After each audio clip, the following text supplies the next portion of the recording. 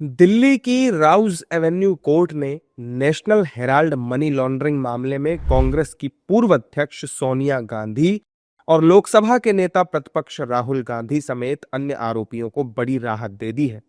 अदालत ने मामले में मंगलवार को ईडी की ओर से दायर चार्जशीट पर संज्ञान लेने से इनकार कर दिया। कोर्ट के मुताबिक ईडी द्वारा दायर आरोप पत्र आधारहीन है, क्योंकि ये किसी प्राथमिकी के बजाय एक निजी शिकायत पर आधारित है। बिना प्राथमिकी के मामले में कार्यवाही आधारहीन है। कोर्ट की इस राहत के बाद राजनीतिक प्रतिक्रियाएं आ रही हैं। विपक्ष के नेता कोर्ट की बातों को सही बताते हुए बीजेपी पर निशाना साध रहे हैं। निश्चित तौर पर ये जीत सही मायने में देखा जाए तो उस जो तानाशाही रवैया भारतीय जनता पार्टी ने अपनाया है पिछले 11 वर्ष में, जिसमें ईडी सीबीआई जैसी सभी यंत्रणाओं का दुरुपयोग किया है, उसके खिलाफ है। निश्चित तौर पर ये जो कार्रवाई करने की कोशिश पिछले लगातार इतने सालों में भारतीय जनता पार्टी कर रही थी, ये नफरत के आधार पर थी, ये बदला लेने की राजनीति थी, विपक्ष को कमज़ोर करने के लिए ये चरित्र हनन करने की राजनीति थी। और ये जो ओछी मानसिकता है भारतीय जनता पार्टी, ये खुल चुकी है, उसके परकच्चे उड़ चुके हैं इस निर्णय के बाद। तो होनी ही थी रिजेक्ट। जब कोई मामला है ही नहीं, जब कोई घपला है ही नहीं, कोई सॉलिड एविडेंस है ही नहीं इनके पास, तो फिर ये क्या करें? तो फिर किस आधार पर कोर्ट एक्सेप्ट करेगा? तो पूरा ध्यान भटकाने का मामला है। ध्यान भटकाएंगे। जब भी कोई गंभीर मुद्दा आएगा तो ध्यान भटकाने के लिए लोग तैयार रहते हैं। लोगों को सरकार के कहने पे परेशान किया जा रहा था। अब उन्होंने देखा कि क्योंकि इसमें कोई पैसे की हलचल नहीं, कोई मूवमेंट नहीं, और दोनों नॉन फॉर प्रॉफिट कंपनीज हैं, नेशनल हेरल्ड और यंग इंडियन।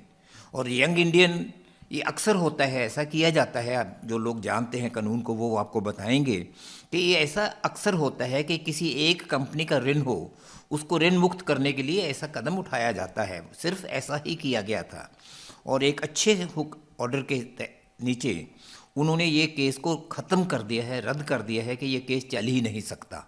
ये एक बहुत बड़ी जीत सत्य की झूठ पर हुई है, जो सत्यमेव जयते ये है।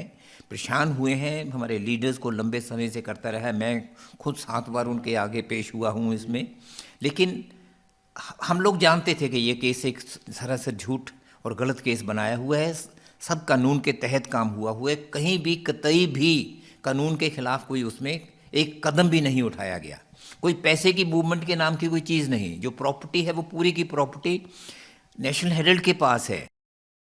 जबकि बीजेपी इसे टेम्परेरी राहत बता रही है और दावा कर रही है कि कोर्ट एक समय के बाद बिल्कुल संज्ञान लेकर कार्रवाई करेगा।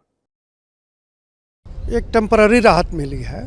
अभी सारे मटेरियल्स को एग्जामिन करने के बाद कोर्ट एक डिसीजन लेगा। जो ईडी के द्वारा जो भी मटेरियल कलेक्ट किए गए हैं, जो कोर्ट के सामने प्रोड्यूस किए जाएंगे, उस हिसाब से कोर्ट एक फाइनल निर्णय लेगा। अभी एक टेम्पररी, अभी कोर्ट ने कहा है कि हम इसको अभी नहीं देख रहे हैं, नहीं संज्ञान ले रहे हैं, लेकिन सारे मटेरियल्स को देखने के बाद जब कोर्ट इस कंक्लूजन पे पहुंचेगा कि नहीं भाई सफिशिएंट मटेरियल है, कोर्ट कॉग्निजेंस लेगा।